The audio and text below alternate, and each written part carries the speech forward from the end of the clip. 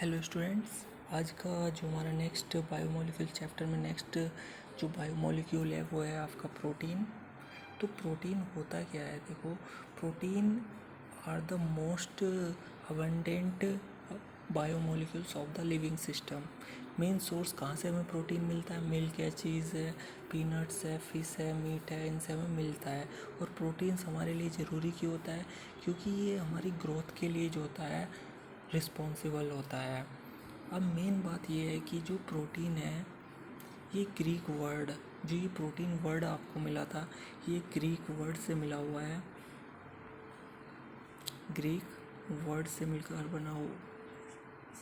Greek word से ये हमें प्रोटीन वर्ड मिला था और वो ग्रीक वर्ड था प्रोटियास। वो ग्रीक वर्ड कौन सा था आपका? प्रोटियास। अब जो प्रोटियास होता है, प्रोटियास का मीन्स क्या होता है? प्रोटियास का मीन्स होता है समथिंग ऑफ, प्रोटियास का मीन्स होता है समथिंग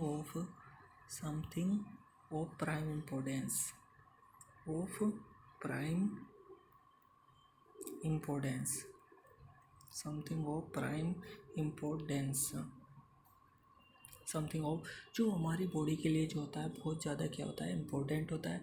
अब खुद देख लो यार, आप अगर प्रोटीन नहीं लोगे तो क्या होगा? आपकी ग्रोथ नहीं हो पाएगी और जो है आपकी बॉडी भी जो है सही नहीं रहेगी। मीन्स मेंटेनेंस का भी काम करता है जो प्रोटीन होता है। नेक्स्ट है कि जो प्रोटीन्स होते हैं आपके, जो प्रोटीन्स हैं आपके वो क्या होते हैं? प्रोटीन्स जो होते हैं वो क्या होते हैं? पॉलीमर होते हैं। Proteins are the polymer of alpha amino acid, alpha amino acid. ये जो होते हैं अल्फा एमिनो एसिड के क्या होते हैं? पॉलीमर होते हैं। देखो, ऐसा नहीं है कि सिर्फ एमिनो एसिड अल्फा ही होते हैं, इसके अलावा ये बीटा, गामा और डेल्टा भी होते हैं। तो पहले हम क्लियर करते हैं। अब इसका फार्मूला क्या होता है अल्फा एमिनो एसिड का? अल्फा एमिनो एसिड का देखो, एमिनो जो एमिनो ग्रुप होता है ये होता है आपका NH2 ग्रुप। NH2 ग्रुप क्या होता है आपका? ये होता है आपका क्या? Amino group. Acid, acid means है आपके पास, एसिड मीन्स COOH ग्रुप है, क्योंकि इसी के डेरिवेटिव्स होते हैं acid chloride, acid anhydride, ester, ये सब इसी के क्या होते हैं? डेरिवेटिव्स होते हैं। तो एमिनो आपको क्लियर हुआ, एसिड क्लियर हुआ। अब बात करते हैं अल्फ़ा की। मीन्स यहाँ पर ये है अल्फ़ा एमिनो एसिड क्या होता है कि अगर आपके पास देखो, अगर ये आपके पास क्या है? कार्बन है, कार्बन है। अब आपको पता है कार्बन की कितनी वैलेंसी होती है? 4 होती है। आपको इलेक्ट्रॉनिक कन्फिग्रेशन पता ही है कार्बन का क्या होता है? 2 और 4। और क्या है? बैलेंस इलेक्ट्रॉन है। और यही क्या होती है? मीन्स बैलेंसी का मीन्स है कि इसे ऑक्टेट का कैसे कंप्लीट कर सकता है वो, या तो 4 इलेक्ट्रॉन्स गेन कर ले या 4 इलेक्ट्रॉन्स क्या कर दे? लूज़ कर दे। तो ये क्या करता है? तो दो ही तरीके हैं इसके ऑक्टेट कंप्लीट करने के लिए। तो ऑक्टेट कंप्लीट करने के लिए जितने इलेक्ट्रॉन्स की रिक्वायरमेंट होती है उसे ही हम क्या बोलते हैं? उसको ही हम क्या बोलते हैं? बैलेंसी बोलते हैं। तो क्लियर हुआ होगा। तो देखो, कार्बन की 4 वैलेंसी है। अब हम जो कार्बन की 4 वैलेंसी है, देखो अल्फा एमिनो एसिड कैसे बनता है? अगर हम एक वैलेंसी को जो है NH2 ग्रुप से कंप्लीट कर दें, एक वैलेंसी को हम जो है एसिड से कंप्लीट कर दें, मीन्स COOH से, एक वैलेंसी को अगर हम हाइड्रोजन से कंप्लीट कर देते हैं, और एक जो बची हुई वैलेंसी है उसके लिए हम कोई सा भी ग्रुप अटैच कर सकते हैं। मान लिया R है, मीन्स एल्काइल है। बट यहाँ पर हमें क्या करना है?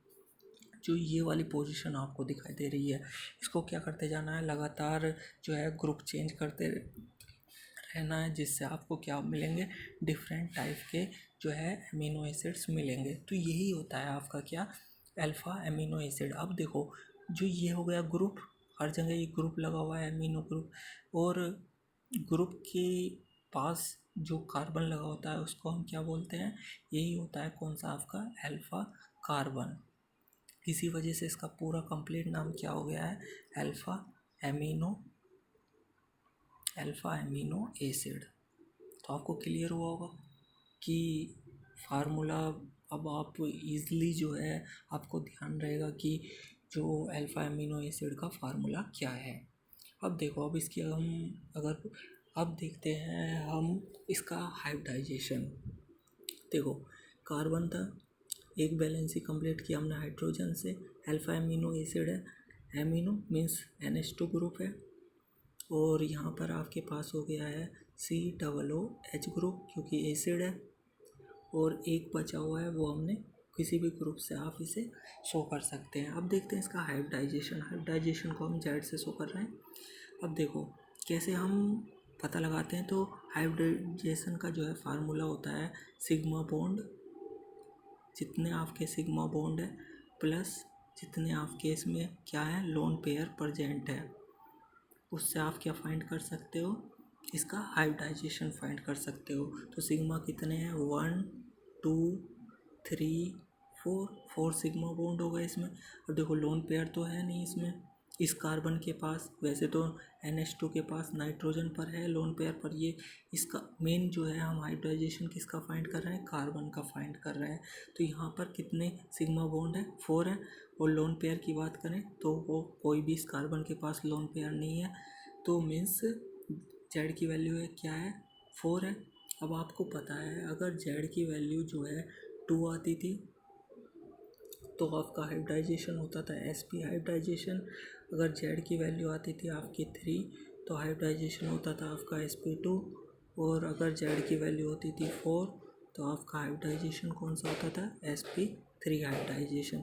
तो जो अल्फ़ा एमिनो एसिड में जो हाइब्रिडाइजेशन है वो कौन सा हो गया है, में जो हाइब्रिडाइजेशन है आपका वो कौन सा हुआ आपका, वो हुआ आपका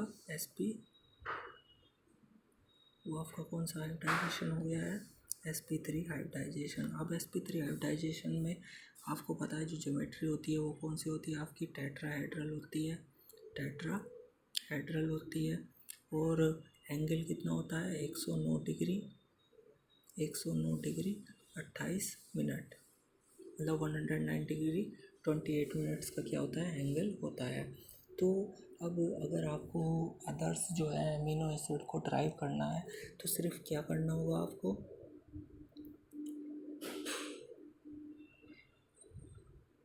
जो आपके पास ये फोर्थ बैलेंसी जो पूरी हुई है आर मीन्स जो एल्काइल ग्रुप है, ये क्या है, रेसिड्यू है, इसको बोल सकते हैं आप। इसकी वैल्यू जो है क्या करते रहनी है, इस ग्रुप को आप चेंज कर सकते हो, तो इसे हम कह सकते हैं residue of amino acid. Okay, तो अगर आप जो है इस आर की जगह क्या रख देते हो, अगर आर की जगह आप हाइड्रोजन को रख देते हो तो आपके पास क्या मिल जाएगा, तो आपके पास ये मिलेगा, हाइड्रोजन लगा दिया है, एक वैलेंसी पहले से ही हाइड्रोजन